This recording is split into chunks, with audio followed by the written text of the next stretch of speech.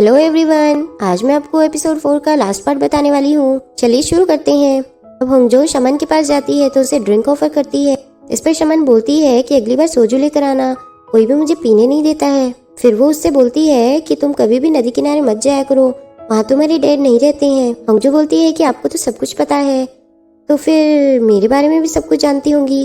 शमन बोलती है कि तुम्हारे पापा ने 2 लोगों को बचाया था, इसलिए उन्हें इनाम मिलेगा। अब होंगजो डायरेक्टली ये पूछ लेती है कि सीनियर मेरी प्रॉब्लम को कैसे सॉल्व कर सकते हैं।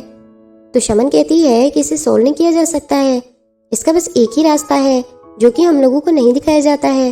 होंगजो मुंह लटका कर आ रही होती है तो सीनियर उससे बार बार पूछता है। अब होंगजो कहती है कि मैं अपने मुंह से बोल नहीं सकती हूँ। सीनियर कहता है इसका मतलब हमें किस करना होगा, तो बोलती है इसका मतलब ये नहीं होता है, जो तुम्हारे मन में आ रहा है तुम कुछ भी बके जा रहे हो। खूब कोशिश कर लेता है सीनियो, पर वो बताती ही नहीं है। वो जाने को बोलती है तो सीनियो बहुत ज्यादा परेशान हो जाता है।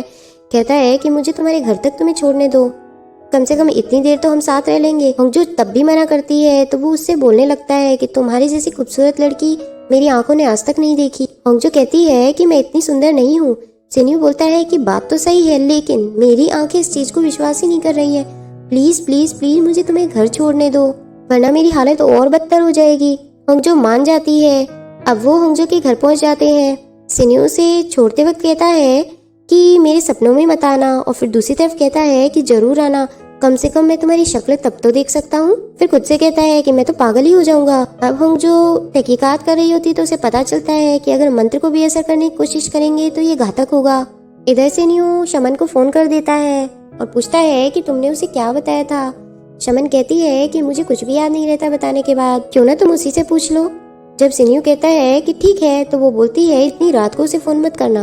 अगले दिन ऑफिस में कोई होंगजो को फोन पर डांट रहा होता है और गालियां दे रहा होता है कि तभी उसकी सुपर सीनियर आ जाती है और फोन पर बोलती है कि तुम्हारी खैर नहीं अगर तुमने दोबारा ऐसी हरकत की तो, क्योंकि ये फोन रिकॉर्ड हो रहा है। और वो फोन काट देता है। होंगजो से कहती है कि नेक्स्ट टाइम इतना सुनने की जरूरत नहीं है, फोन को मुझे ट्रांसफर कर देना। कुछ टाइम के बाद फिर से एक कॉल आती है तो होंगजो को कहता है कि तुम्हारे लगाए सारे फ्लावर्स मुरझा गए हैं, अगर उन्हें टाइम पर पानी नहीं दिया तो मैं कंप्लेन कर दूंगा सबकी। होंगजो भागी भागी जाती है तो वहाँ पर कुछ भी ऐसा नहीं होता है। फिर उसे सीनियो दिखाई देता है। सीनियो बोलता है कि तुम्हें देखने का बहुत मन कर रहा था। वे उसे डांटती है तो सीनियो बोलता है कि मेरे पास भी काम की कोई कमी नहीं है, पर मैं पढ़ ही नहीं पा रहा हूँ, मैं कुछ भी नहीं कर पा रहा हूँ तुम्हारी वजह से। तुमने वो मंत्र क्यों इस्तेमाल किया था, जल्दी से उसे बेअसर करो। अब होंगजो उसे पीटते हुए भगा देती है। अब अगले सीन में हम देखते हैं कि सीनियो अपने पेरेंट्स से बात कर रहा होता है। उसके पेरेंट्स भी उससे नायोन के बारे में पूछना चाह रहे होते हैं, लेकिन वो नायोन की बात नहीं कर रहा होता। कहता है कि वो अपने मुंह से कुछ भी नहीं बता रही है। उसकी माँ बोलती है कि इशारों में बता देगी, तुम इशारों में पूछ लो, और उसे डेमो भी करके दिखा देती है। अब होंगजो अपने घर जाती है तो उसे एक पार्सल मिलता है जो कि उसके पड़ोसी ने रखा होता है। वो खाना खा ही रही होती है कि तभी सीनियो का वीडियो कॉल आ जाता है। तो वो उससे वही इशारे वाली बात बोलता है कि तुम मुझे इशारों में बता दो क्या बताया था उसने। होंगजो उसे 2 बार इशारे करती है पर वो नहीं समझ पाता। अब होंगजो कहती है कि ये तुम्हारा लास्ट चांस है, इसके बाद मैं फिर से कुछ भी नहीं बताऊंगी। इस पे सीनियो कहता है क्यों ना तुम मुझे वर्ड से हिंट दे दो। ये कुछ वर्ड लिखकर भेज देती है। वो उसे लेकर कभी मम्मी के पास जाता है, कभी पापा के पास, कभी अपने फ्रेंड के पास, लेकिन इसे कुछ भी नहीं पता चलता है कि इसका मतलब क्या है। अगले सीन में होंगजो नीचे खड़ी ही होती है कि तभी वहाँ पर कोई आता है जिसने हुडी पहनी होती है। एक्चुअल में ये वही लड़का है जिससे डरकर ये उस दिन भाग रही होती है।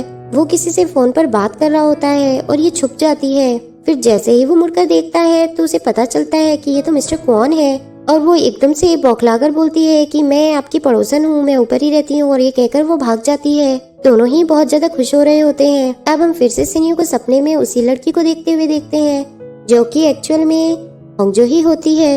नेक्स्ट डे होंगजो तैयार होकर नीचे आती है, देखती है मिस्टर कौन तो नहीं दिखाई दे रहे। फिर वो घर से बाहर निकलती है कि तभी उसे सामने सीनियो दिखाई देता है। जब वो मजाक में कहता है कि तुम मिस्टर कौन से मिलने तो नहीं जा रही हो, तो वो कहती है कि उसकी अब कोई जरूरत नहीं है, पर ये समझ ही नहीं पाता है। ये बार बार इसे पूछता रहता है पर वो कुछ भी नहीं बता रही होती। होंगजो अब बस में चढ़ जाती है। ये भी पीछे पीछे बस में चढ़ जाता है, पर इसके पास कोई कार्ड नहीं होता कि बस की टिकट ले सके। तो वो होंगजो से ही कहता है। बस में भी वो बार बार कान खा रहा होता है उसके। फिर वो लोग किसी नदी किनारे पहुंचते हैं। वहां जाकर वो उसे बैठा देती है और दूर जाकर शराब की बोतल निकाल लेती है। तो इस पर ये सोचता है ये शराब पीने इतनी दूर क्यों आई है, पर एक्चुअल में वो अपने पापा को याद करके उसे श्रद्धांजलि दे रही होती है उसी शराब से। और रोते हुए कह रही होती है कि शमन ने कहा था कि आप मुझे यहाँ मिलेंगे, पापा आप क्यों चले गए। वहाँ सीनियो बैठकर मिट्टी भरकर हाथ में और उसे गिरा रहा होता है। जब वो मुड़कर देखती है तो दोनों की नजरें मिलती हैं और दोनों एक साथ बोलते हैं कि मुझे समझ आ गया इसका क्या इलाज है, कि कभी कभी किस्मत में लिखा हुआ हम कुछ भी नहीं बदल सकते, बस उसे एक्सेप्ट कर सकते हैं। और यहीं पर एपिसोड 4 खत्म हो जाता है। मिलते हैं नेक्स्ट एपिसोड में। Stay tuned. अगर आपको अच्छा लगा हो तो लाइक और सब्सक्राइब जरूर करें। Bye bye.